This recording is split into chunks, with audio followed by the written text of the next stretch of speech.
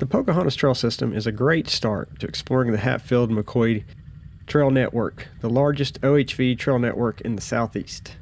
The Pocahontas Trail System is easily accessed from Interstate 77 by way of the Bluefield Highway 52 exit. It's the closest Hatfield-McCoy Trail for those living south of West Virginia. Parked just past the gas station and before the town limits of Bramwell. Passes can be purchased at the gas station. They're $50 for non-residents and are good from November through December of the following year. Unfortunately, they don't do a rolling 12-month date from purchase. Once you're trail legal, follow the signs for the trail.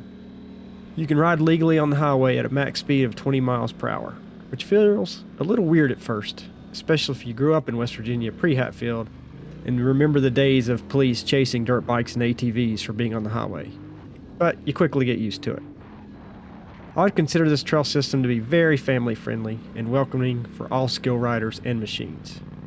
This is a great place if you have new riders, less aggressive machines, or passengers who like a mellower ride. You get to cover a lot of ground and see some beautiful mountains with pretty low risk. I saw several work bays side-by-sides and they had no issues.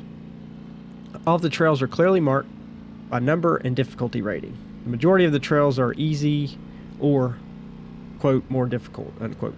Easy trails are basically dirt roads that can be ridden by anyone on any machine and cross over and use a lot of logging and old mining roads. Starting with the entrance trail, Trail 10. This also includes all the lower number trails like 12, 13, 14, and 18. The trails listed as, quote, more difficult, unquote, have some climbs and a little bit of technical terrain. They're still double track and can be handled easily by almost any rider who has at least some riding experience and comfort with their machine. These are the mid-range numbered trails, ranging from the 20s to the 60s. There are a small number of difficult or black diamond and double black diamond trails, and one or two single-track trails, but on Pocahontas, not many. If you're a hardcore rock crawler or enduro rider, I'd say this is not the trail system for you. Even though there are a lot of trails, it's just about impossible to get lost. The system is more like a spider web, and most things connect.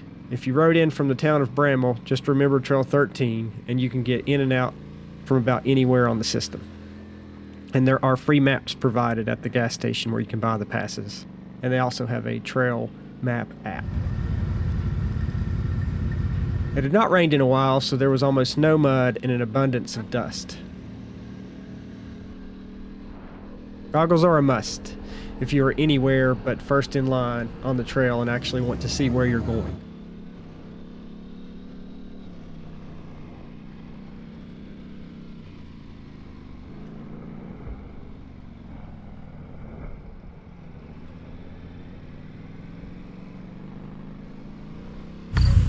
There are plenty of places to stop and take a break, so no worries there. My small complaints are but two. One, all the trails are two-way.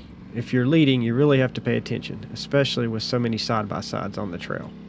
Beating a 64-inch wide machine factory that also has been widened with spacers and large tires uses up almost all of the trail in some places. And this is definitely not the place to set land speed records. We ran across a group of sport quads that had to be doing 50-plus miles an hour coming through on the middle of the trail. If I'd been doing the same thing, we probably would have traded machines and shared an ambulance ride.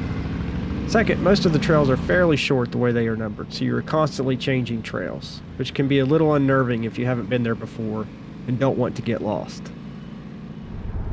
Most people are courteous and watch out for each other, and trail etiquette includes holding up fingers for the number of people riding behind you, with the last person holding up a fist, and most people are really good about doing this.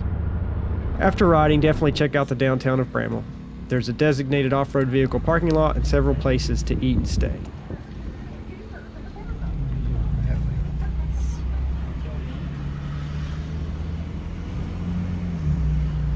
Overall, Pocahontas is a great place to ride and explore, especially for groups with mixed levels of experience or for passengers who like nature in the woods more than being buried in mud or winching down ravines.